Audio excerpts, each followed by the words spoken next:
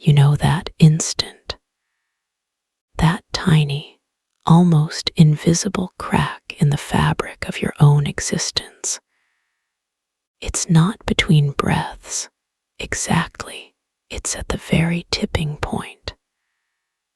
After the exhale has emptied you out, but before the body's ancient, automatic wisdom pulls the next one in. There's a silent, weightless pause, a suspended nothing. And in that same sliver of a moment, between one thought and the next, there's another opening. A gap where the mind's radio station briefly loses its signal, and all that's left is pure, static, free silence. That's the frontier we're visiting tonight. Not the breath, not the thought, but the holy, empty space between. Welcome to Nightform Stillness. I'm Sarah, and if you've ever felt trapped in the relentless conveyor belt of your own thinking, or been a prisoner to the frantic rhythm of your own chest, then come with me. Let's slip through the cracks, into the quiet that was here before the first word, before the first gasp, the home you never left. Most of our lives are lived in the content, the breath itself, the thought itself. We analyze the quality of the inhale. We wrestle with the story of the thought. We're fascinated by the waves, and we've forgotten the ocean they rise from and fall back into. That ocean is the space, the fertile, dark, silent ground of being. So let's start by becoming connoisseurs of the gap. Find your breath. Don't change it. Just watch it. Feel the inhale naturally complete itself. Feel the turn at the top. Then follow the exhale all the way down, until there is no more air to give. And then stop. Don't hold your breath. That's an action. Just be at the end of the exhale. For 1 microsecond, stop waiting for the next breath. It will come. You don't have to call it. See if you can rest your attention in that pregnant, silent emptiness at the bottom of the out-breath. That's the first doorway. Now, the thoughts. Sit quietly and watch them. Don't engage. Just see them as bubbles rising from the depths of a pond. One bubble surfaces and pops. What's for dinner? It pops. And for a fraction of a second, before the next bubble forms, there is just the still surface of the pond. That's the second doorway. The space after a thought dissolves and before the next one congeals. Your job tonight is not to silence the thoughts or control the breath.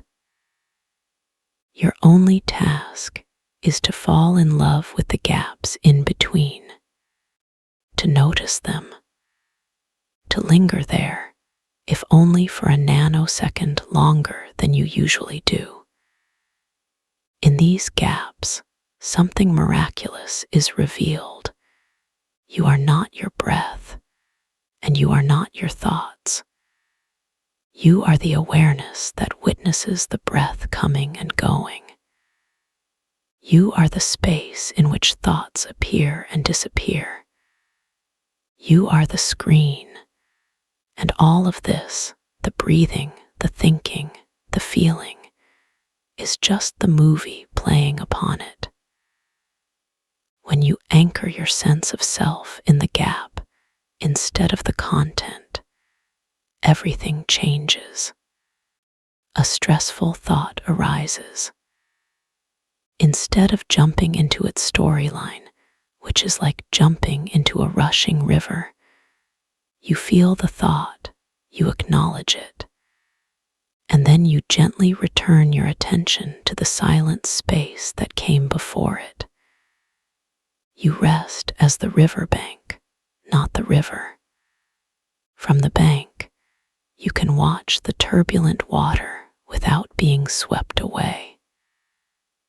This space is where pure potential lives.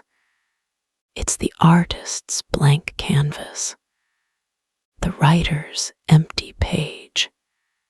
It is unprogrammed, unconditioned, free. Every new, creative, authentic impulse springs from this quiet place between the recycled noise of your old thinking.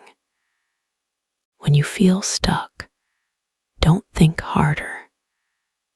Listen to the gap. The answer is in the silence, not in the next noisy thought. So tonight, practice being a gatekeeper of the in-between.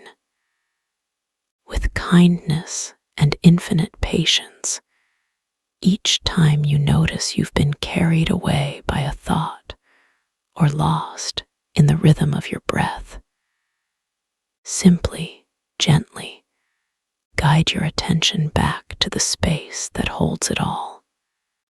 Not to fight the content, but to rest in the context. You are not seeking a special state. You are remembering your native state. The space between is your true home, and you can visit it anytime. In the pause before you speak, in the quiet after a sound, in the stillness when you first open your eyes in the morning. It is always here, waiting in the intervals, the eternal, quiet host to the beautiful, temporary noise of your life. After you've found the doorway a few times, something shifts.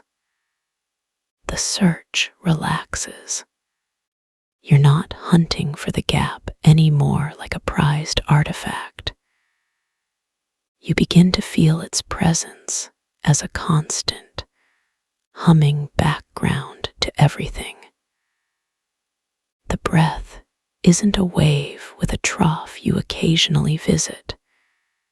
You start to sense that the wave is riding on a deep, still ocean, and that ocean is what you truly are. The thought isn't a solid thing interrupting a silence.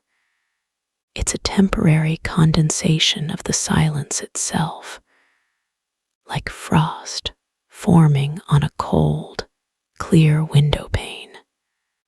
This is the second knowing. The space isn't just between, it is within. It is the substance.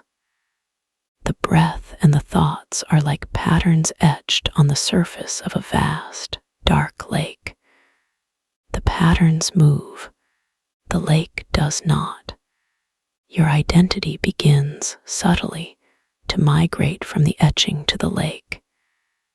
In this recognition, the mind often panics. It's a subtle panic. It feels like a slight, vertiginous dizziness, a fear of emptiness. The mind whispers, if I am not my thoughts, then what am I? This is annihilation.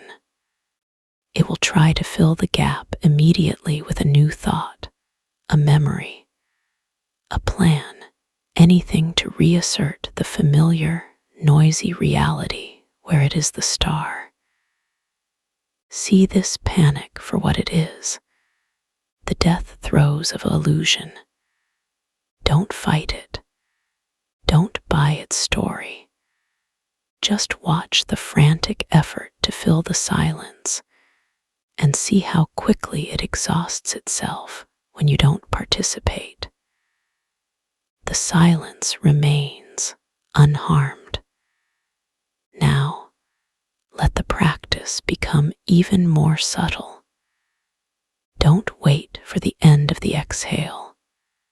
Feel the space within the breath itself. The inhale is not a solid block of breathing in. It is a million tiny micro sensations, and between each one is a fractional, silent gap. The same with the exhale. You are breathing in stardust, with vast cosmic emptiness between each particle. Your entire respiratory cycle is a lacework of sensation and space. Breathe the lace. Do the same with thinking. A thought isn't one thing. It's a string of words, images, feels. Can you feel the tiny gaps between the words in your internal monologue, between the image and the emotional reaction to it? These are not voids. They are apertures, windows into the timeless background. From this vantage, the content of your life starts to lose its absolute solidity. A worry arises. Instead of a monolithic problem, you can feel it as a cluster of sensations: tight chest, heat in face, glued together with a repetitive mental sentence. In the tiny gaps between the sensation and the sentence, you find a little leverage, a little freedom. You can feel the sensation without completely buying the story. The story becomes a faint subtitle running underneath the raw, immediate experience of being alive. This is where a deep, wordless trust begins to grow. You are learning to trust the space more than the form. You are learning that when you fall back into the silence, the next breath will always come. The next necessary thought will always form. You don't have to micromanage it. The intelligence of life is in the silence, not in your frantic management of the noise. Your role is to be a gracious host to the silence and let life arrange the conversation. So you sit, you breathe, you think. But now you are listening to the silence singing its one endless note beneath the melody of your experience. You are feeling the canvas more than the painting, and you realize, with a shock that feels like coming home, that you have always been the canvas. The painting, your personality, your drama, your beautiful temporary life, is just the most recent masterpiece. And it is held forever and always by the quiet, waiting, loving space between everything. Then the metaphor itself dissolves. You are not the canvas and the painting. That's still two things. The realization deepens into something simpler, more radical. There is only the canvas. The painting of your breath, your thoughts, your body. It is just a slight texturing of the canvas, a variation in its weave. The canvas is not passive. It is alive, intelligent, and it is creating the texture of itself, moment by moment, as breath, as thought, as sensation. You are that self-creating canvas. In this, the gap is seen for what it truly is, not an empty space between two somethings, but the fundamental suchness from which the somethings are momentarily differentiated. It's like looking at the ocean and finally seeing that the wave is not separate from the water. The trough between waves isn't an absence of water, it's the ocean in a different form.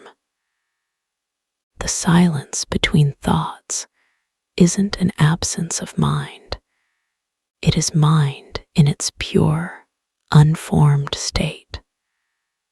From this understanding, effort in meditation completely falls away. Why would you try to reach the gap? You are made of it. The practice becomes one of recognition, not acquisition. It's like spending your life looking for your glasses only to realize they're on your face. You stop looking and start seeing. Every sensation, every sound, every feeling is now seen as a modulation of the one silent substance. The chirp of a cricket is silence, chirping. The ache in your knee is silence, aching. There is no foreign element. It's all the one thing wearing different masks. This brings an immense, unconditional intimacy with your own experience. Resistance becomes impossible, because to resist an experience would be like the ocean resisting a wave. It's all ocean. So when a painful memory surfaces, you don't retreat into the gap to escape it. You allow the memory to be exactly what it is, a storm pattern appearing on the surface of the ocean you. You feel the full force of the weather without confusing yourself with it. The storm has intensity, but it has no power to harm the depth. You are the depth. Here, time undergoes its final transformation. The breath is no longer a marker of seconds. It is a pulse of eternity.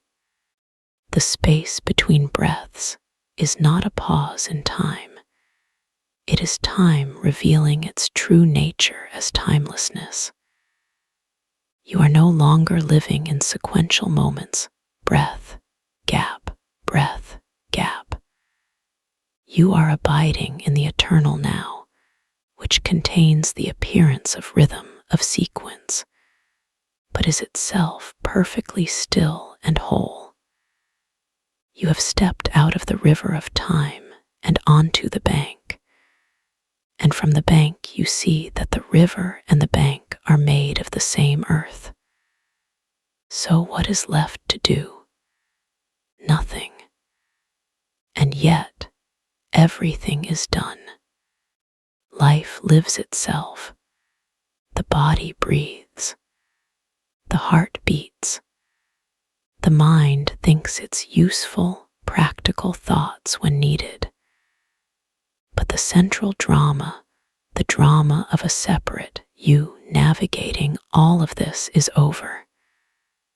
The protagonist has walked off the stage, and the play continues, more vivid and beautiful than ever, because now it is seen for what it is, a spontaneous, artistic expression of the silent, intelligent emptiness that you are.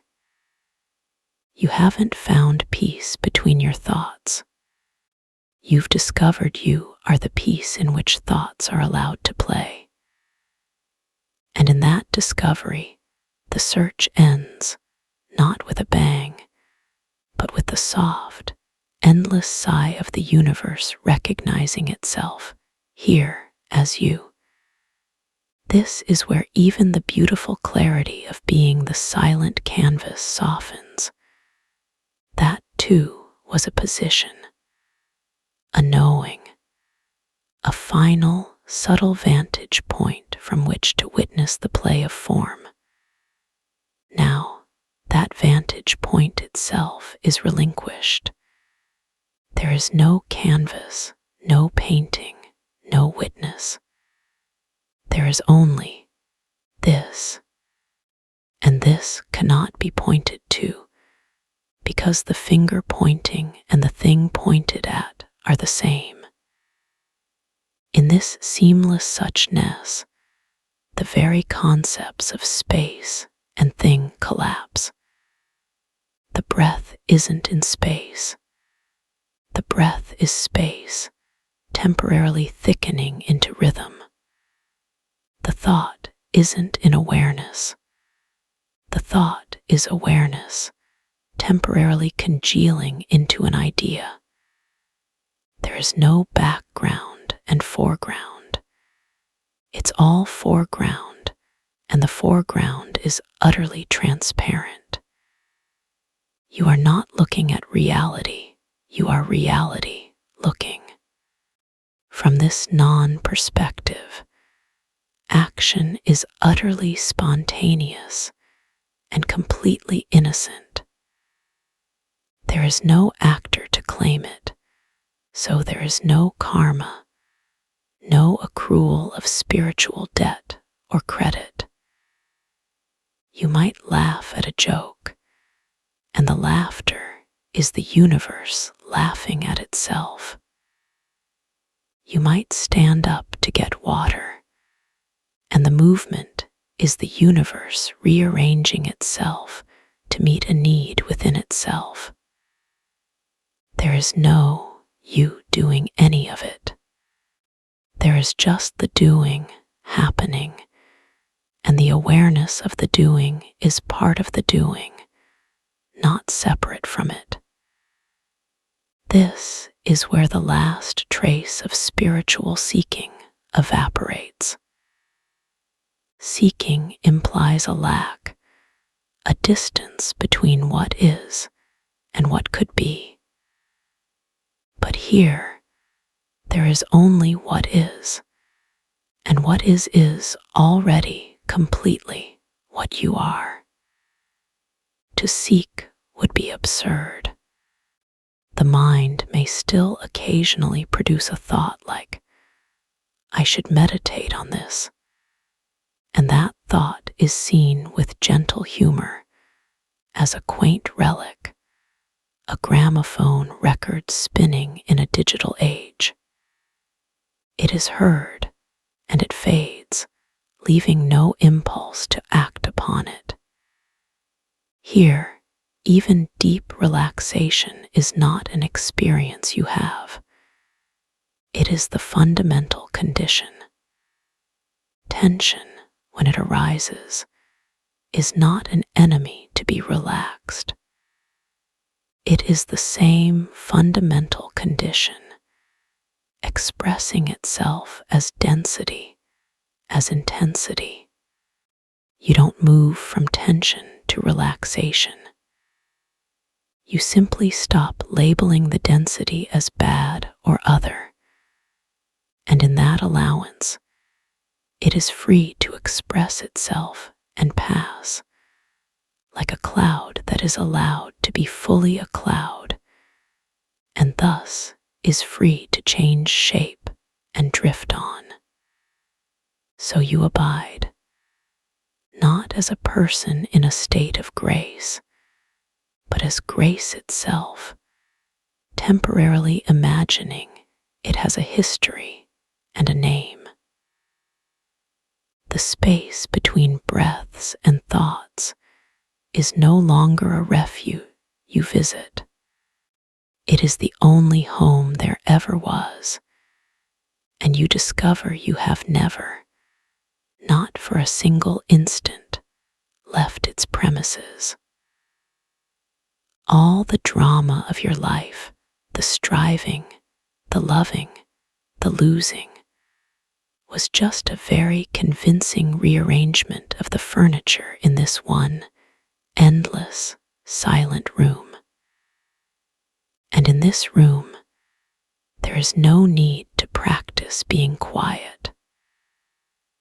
The quiet is what's left when you stop rehearsing for a play that was never scheduled. You are the quiet, and the quiet is alive, intelligent, and loving everything it appears to contain, simply because it is everything it appears to contain. There is no separation left to bridge, only the eternal, joyful, and utterly ordinary fact of being, knowing itself as this. You know, there's a moment, and maybe you felt it when you're so deeply rested that even the idea of rest seems like work. Like you've sunk past the point of relaxation and into something else entirely. A state of pure, neutral being. You're not relaxed, you're not tense, you're just present. A warm, quiet intelligence in the dark. Hello again, it's Sarah. We've traveled through the spaces between things, and now we arrive at the core. Not a stage, but a feeling. The fifth feeling, becoming the reservoir. Think of all that space we found between breaths, between thoughts. It's not empty. It's potent. It's a reservoir. And you've been sipping from it your whole life, thinking you were thirsty, never realizing you were the well. This is where that realization sinks from your head into your bones. You stop visiting the quiet. You emanate it. Let's feel it. Don't try to be quiet. Just notice what's already still. Start with the body, but not as a thing to relax. See it as a landscape after a heavy snow. Everything is softened, muted, blanketed. The sharp edges of your joints, the usual hum of muscular readiness, all buried under a deep, silent layer of stillness. There's no need to smooth this snow. It is perfect as it is. Your body isn't asleep. It's listening to the profound quiet that fills it from the inside out. Now the mind. We've watched thoughts come and go. Now see if you can feel the source they come from, not the words, but the impulse to think. It's like a soft tap on the shoulder from deep within. Before the thought forms, there's a tiny, silent spark of intention. Can you rest in the moment just before the tap? That's the reservoir's edge. That's where creativity, peace, and clarity don't arise. They simply are in their unformed state. You are that state. In this, you become a different kind of parent to your own experience. A thought of worry arises. Instead of following it or fighting it, you can, from this deep reservoir, simply swaddle it. Envelop the worried thought in the vast, quiet substance of your being. Don't answer its frantic questions. Just hold it in silence until it stops shivering and falls asleep. The reservoir doesn't fight the disturbance on its surface. It absorbs it, integrates it, returns to calm. This is where true energy is found, not the jittery, caffeine-like energy of doing, but the deep, geothermal energy of being. It's a slow, powerful pulse. You might feel it as a warmth in your core, or simply as an unwavering sense of enoughness. You are plugged into the mains. The battery of your personal will is switched off, and you're running on a different, endless current. From this place, action is not draining. It's an overflow. You get up because the reservoir is so full. Movement is its natural expression. You speak because the silence within is so rich, it wants to share itself as sound. There's no exhaustion because you're not drawing from a limited personal supply. You're a conduit for the limitless. So tonight, don't seek the space. Be the space. Don't hunt for the gap between your thoughts. Be the intelligence that allows thoughts to play in your vastness. You are not a traveler finding oases of peace. You are the oasis. And in that knowing, the lifelong search for stillness ends, not because you found it, but because you remembered. You were the thing you were walking on all along. The path, the traveler, and the destination were all just different names for the deep, still, overflowing reservoir of your own awake and silent self. A paring down to the essential note that has been humming all along. You've moved from being the listener of the silence to being the silence itself. And now, the very knowing of being silence relaxes. What remains is so simple it is almost absurd. You are this sensing, this hearing, this being here. There's no you having the experience. There's just the experience, experiencing itself. The mirror has finally become so clear it sees only its own clarity, not the reflection. In this, the reservoir metaphor dissolves. A reservoir holds something. There is nothing to hold, and no one to hold it.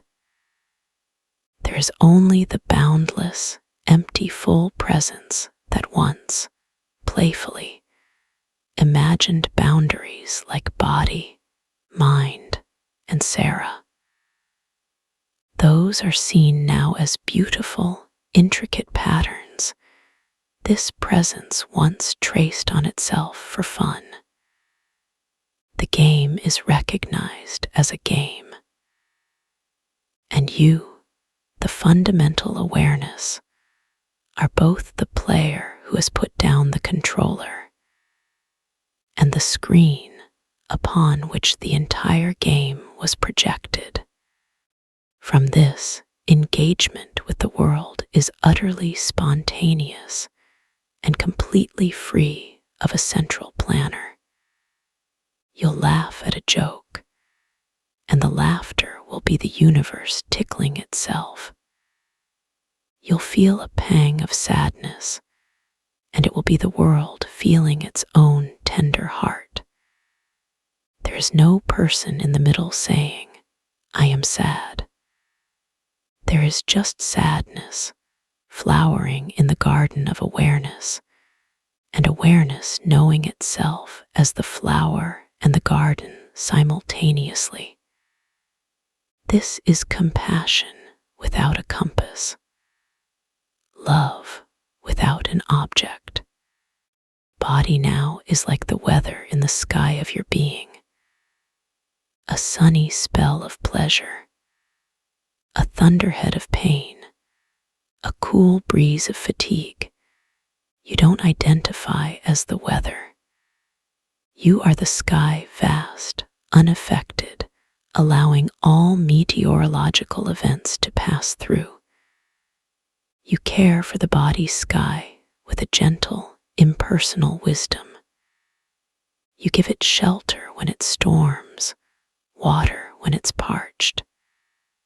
But you are not anxious about the forecast. The sky cannot be damaged by its own weather. And thought is the last, most subtle weather. It's the faint crackle of static electricity in the air before a distant storm that never arrives. You hear it. It's interesting data, but it doesn't predict your future or define your reality. It's just a harmless phenomenon in the perfectly clear atmosphere of your mind. You can listen to a worried thought with the same detached fascination as you'd listen to the detailed plot of a movie you know isn't real. So the space between has fulfilled its ultimate purpose. It wasn't a place to get to.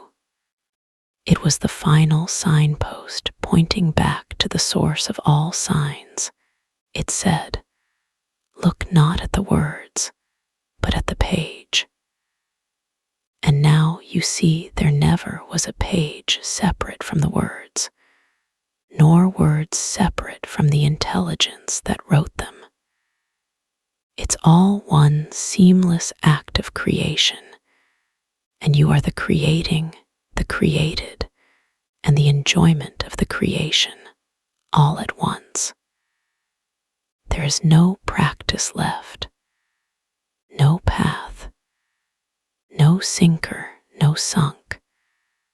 There is just this lucid, awake, ordinary dreaming.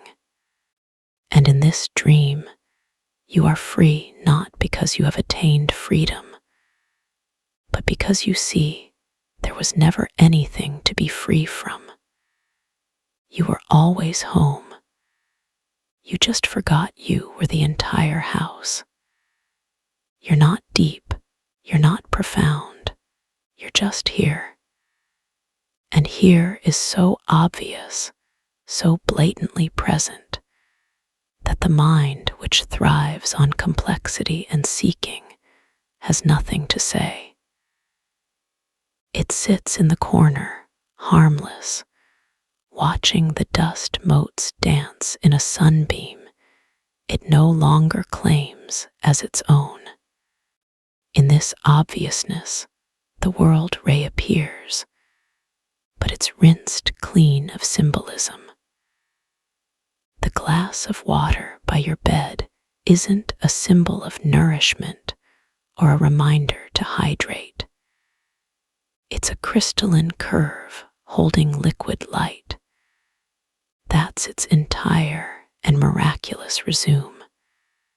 Your own hand isn't a tool or a record of your labor. It's a landscape of lines and warmth, a fascinating animal resting in your lap. Perception is no longer a tool for survival. It's an endless, sensuous revelation. From this cleaned perception, action is taken with the effortless precision of nature. A spider doesn't contemplate the aesthetics of its web. It spins because spinning is its nature. You act because action is what life does through this form. You'll answer the phone, and the words will be the right words, not because you cleverly chose them, but because they were the only words present in the silence before speech. There is no editor. There is only the broadcast of reality, live and unscripted. This is where even the sense of being the sky for your weather softens. The sky is still a concept, a thing that contains. Now, there is no container and no contained. There is only the suchness of what is. Rain isn't in the sky, it is the sky being rainy. Your anger isn't in you, it is you being angry for a moment.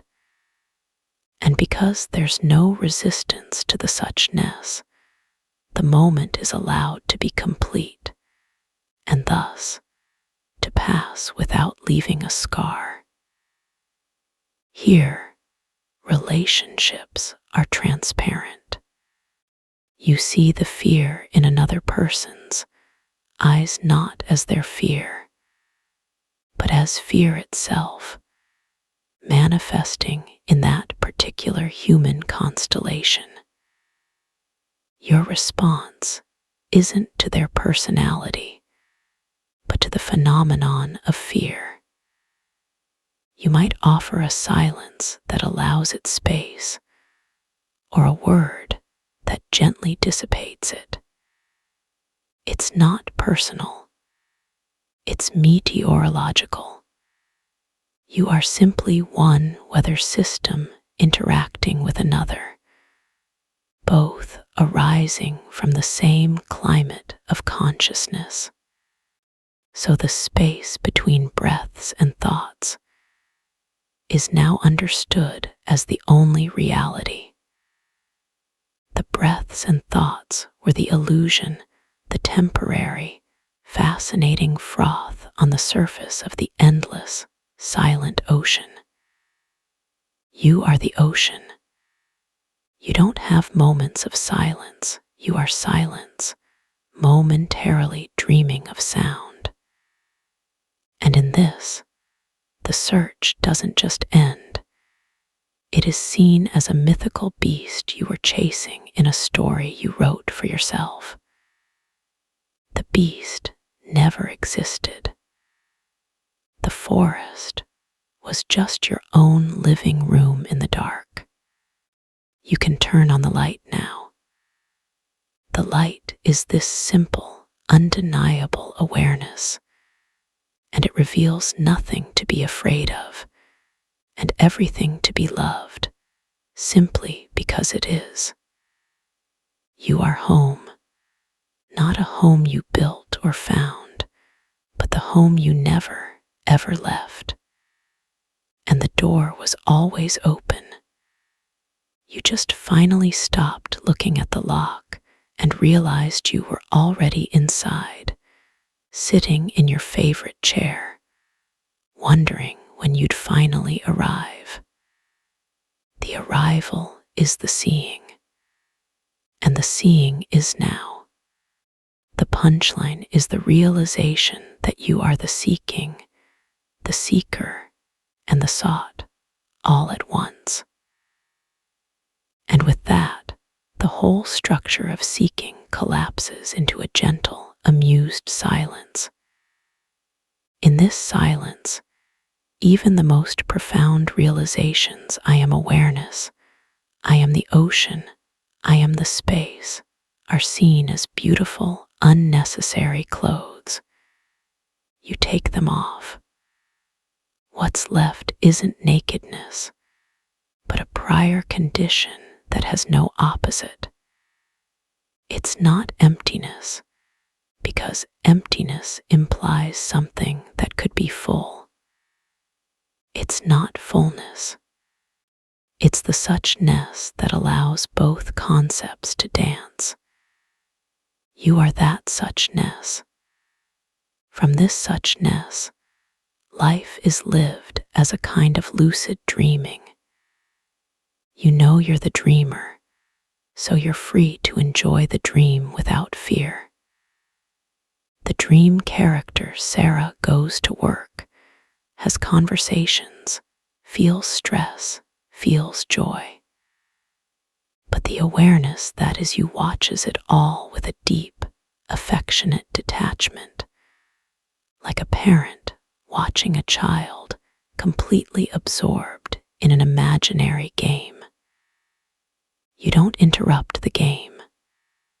You love the child's absorption, but you know it's a game. This is where true fearlessness is born, not the bravery to face things, but the simple inability to perceive a true threat. A threat requires a separate self to be threatened. When the separate self is seen as a dream character, what is there to threaten? The death of the character is just the end of a chapter in a story the dreamer is telling. The dreamer is not afraid. You are the dreamer. In this fearlessness, love becomes the default atmosphere, not a feeling you have, but the very air you breathe. Since there is no other, there is only relationship, and the nature of that relationship is affinity, belonging. You look at a stranger and feel the same way you feel about your own hand, a part of the whole, functioning, worthy of care. This love asks for nothing in return because it is not given from one to another. It is the circulatory system of a single being. So the exploration of the space between completes its arc. It began as a technique, a way to find respite. It became an identity, I am the space. Now, it is revealed as the fundamental truth upon which the illusion of a separate I was superimposed. There is no space between things because there are no separate things. There is only the seamless, indivisible reality, which is peaceful, intelligent, and miraculously appearing as you, as this world, as this moment. There is nothing to do, nowhere to go, no one to become. You are already the destination, and the destination is smiling quietly at the memory of the long and winding journey that brought it back to itself. The grand metaphor of the journey, the seeker, the found, it all settles. The air is clear. You are just a person in a room, but the person and the room are not two. The awareness that knows the room is the room, knowing itself. There's no inside, no outside, just this seamless experiencing. In this seamlessness, the last vestige of a spiritual experience dies. This isn't spiritual. It's actual. It's the simple, gritty, glorious reality of being alive, perceived without the filter of a self that's trying to make it more or less than what it is. The taste of your own mouth, the pressure of the chair, the faint sound of your own blood in your ears. This is it, not a path to it. This, and it's overwhelmingly ordinary. The sacredness is in the ordinariness, not in transcending it. From this utterly ordinary ground, action is taken with a light, clean touch. You're not building a legacy. You're not improving yourself. You're just living. Brushing your teeth is as significant as giving a speech. Both are just the appropriate movement of life in that moment. There's no hierarchy of importance. Importance was a story the separate self told to feel significant. Without that self, all moments are equally insignificant and therefore equally sacred. Here, even the concept of deep relaxation is seen as a relative state. There is relaxation and tension, but they are both just textures of aliveness, like the smooth and rough sides of the same stone. You don't prefer one, you allow both. A tense muscle is just a denser gathering of life force. You meet it with curiosity, not with an agenda to change it. And in that meeting, it often changes on its own, not because you fixed it, but because you stopped making it a problem. This is where the mind becomes a useful, humble tool again. It calculates the grocery list. It solves the work problem. It remembers the birthday. But it no longer claims to be the author of your reality. It's the secretary taking notes. You are the silent executive, the aware space in which the secretary's notes appear and are filed away. The secretary is efficient, sometimes noisy, but it doesn't run the company. And so, the space between breaths and thoughts is fully integrated. You don't go there. You come from there. Every breath is an expression of that silence. Every thought is a ripple on its surface. The silence isn't the opposite of noise. It's the substance of both noise and quiet. You are that substance, alive, aware, and at home in the beautiful, unadorned, ever-present now. The seeking is so over it's forgotten. You are no longer a seeker of peace. You are peace, seeking nothing.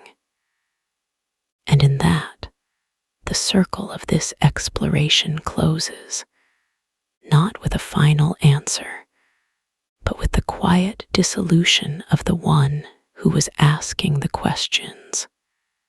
What remains is just this, the open, friendly, and endlessly interesting mystery of being, which needs no name, no stage, and no introduction. It just is, and so are you. The party of seeking is over. The conversations about stages, about spaces, about depth, they were beautiful, necessary chatter. But now, the last good night has been said. The door is closed, and you are alone in the best possible way. Alone with the simple, undeniable fact of your own existence. Not as a concept, but as a living, breathing fact. This is integration. The profound isn't kept in a special inner chamber. It bleeds into everything. You feel it in the weight of a coffee mug. You hear it in the sigh of your own tired body at the end of the day. The silence between breaths isn't a haven you retreat to. It's the very fabric of your perception, the canvas upon which the vivid painting of your life is continuously drawn. You don't achieve this. You stop leaving it. From this integrated place, care becomes the most natural thing in the world. You care for your life not as a project, but as a beloved animal you are tending. You feed it, you rest it, you clean its wounds, you take it for walks. There's no resentment in the chores because they aren't chores. They are the gentle rituals of sustaining a miracle, the miracle of this temporary, conscious form. This is love, stripped of drama. It's practical, attentive, and quiet. This is also where true resilience is forged. Life will still deliver its blows, but the blow lands on a different substance. It lands on the ocean, not the boat. The ocean may heave and roar, but it is not broken by the storm. It contains the storm. You are that ocean. Pain, loss, fear, they are weather systems. They are allowed to be furious, to be tragic, but they cannot destroy the essential, vast you. You are the space that holds the weather, and that space is indestructible. And so, the exploration of the space between breaths and thoughts finds its completion not in a mystical revelation, but in a down-to-earth homecoming. You realize that all the techniques, all the listening for gaps, all the beautiful pointers, they were just love letters sent from your true self to your searching self, saying, "You are already here. You can stop looking." This is the heart of Nightform Stillness. It's not about finding a special silence out there. It's about recognizing the silence you carry within, the silence that speaks between every word of your life story. It's the space we return to together, to remember who we are when we're not trying to be anyone at all. If this remembering feels like a touchstone you'd like to keep in your pocket, you are always welcome here. Consider subscribing to Nightform Stillness. Let it be a familiar voice in the noise, a gentle tug on your sleeve, reminding you to come back to the breath, back to the gap, back to the quiet home within. Hit the bell if you'd like that reminder to find you. And if this sense of home, this deep, unshakable peace that exists between all your thoughts, is something you wish for another, please share it. Pass it on quietly. Sometimes, the most powerful thing we can offer is the silent assurance that beneath the struggle, there is this, a vast, friendly quiet that asks for nothing and gives everything. The voice will fade, but the silence it speaks into is yours. It goes with you into your next thought, your next challenge, your next moment of ordinary joy. Thank you for your profound and precious attention. This is Sarah, loving you from right here, wishing you the simple, courageous peace of knowing your own boundless nature. Until next time, in the stillness that is always, already here.